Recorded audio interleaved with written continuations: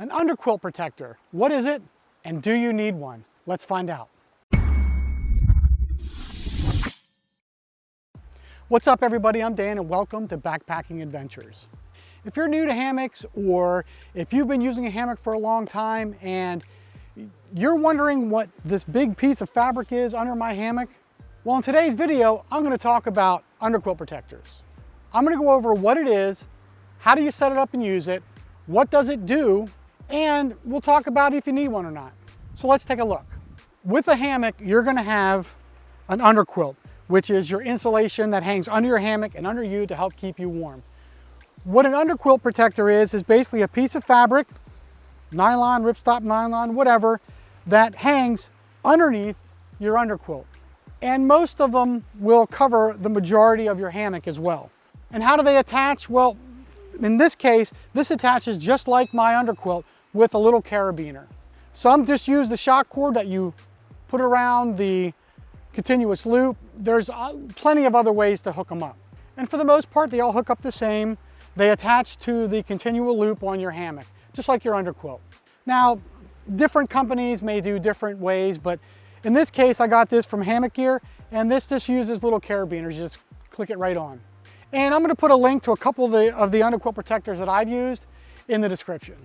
So how do you use it? Well, it's very simple. It's a fabric that just hangs underneath your hammock. You connect it by carabiners. You connect the other end. And then you just put it underneath your hammock. And there it is. And you want to make sure that it surrounds your hammock. And you'll notice that this is hanging loose, and that's totally fine. That's kind of how you want it. You don't want it too tight up against your insulation that it compresses it and reduces the effectiveness of the insulation. And all it does is it just hangs under your hammock. And a lot of them have a cinch that you can cinch it up so it's not quite as baggy, and it can also bring it up to help block even air coming in through your bug net.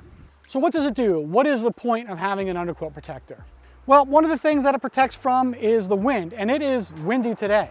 Now, when you're in a tent and you're on the ground, you can lose heat through conduction, where the heat gets sucked out of you and pulled into the ground.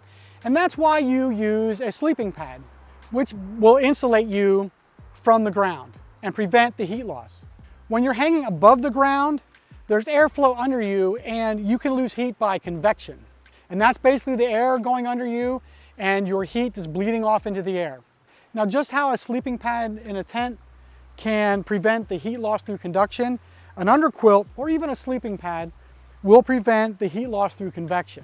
But an additional factor that can contribute to some of the heat loss is wind. When it's windy and air is flowing underneath your hammock, that can rob you a little bit of the heat that you have in your underquilt. And what the underquilt protector does is it blocks that wind. It prevents the wind from robbing you of that heat. So as far as wind, think of it this way. You're hiking and you're in a t-shirt and it's cool out, not too cool, but it starts getting breezy. What do? You usually put a windbreaker, a wind shirt, or your rain jacket on to block the wind to help keep you warm. It's the same thing here. So your underquilt protector is like a wind shirt or your rain jacket where it blocks the wind. One other thing as far as heat loss is that this can also, they say it can add up to 5 to 10 degrees of warmth to your underquilt. And believe me, I use this out in the winter all the time, and it does help hold just a little bit of warmth in. It's not much, but it does add a little warmth. Another thing it helps with is rain, water, and condensation. Now with a hammock, you use a tarp, and when it rains, the rain will come down on the tarp, flow off the side of the tarp, and go down to the ground. So with that rain coming off your tarp and the rain itself, you get something called, what people call rain splatter. And what that is the rain, the water, drips down, or in some cases pours down onto the ground, onto puddles that are already there, or onto dirt, and it splashes back up. And it can splash right back up onto your underquilt. Or if you're in a storm situation, and we've all been out there where it's raining sideways, the wind's blowing, the rain can blow right underneath your tarp and get right on your underquilt. Or you can also just get condensation. You can be camped by a stream or down in a draft where the humidity just sinks down, and when it cools down, it can condense right on your underquilt. And why is all that bad? Well, if you have a down underquilt and if it gets wet, then it's basically useless. It's not going to keep you warm anymore. Now, in most cases, it's not going to get soaking wet, but it's going to get wet and you're going to be packing away a wet underquilt. So what does the underquilt protector do? Well, it stops the rain or the rain splatter or the condensation from hitting your underquilt. It's a rain barrier, and it will just keep all that water away.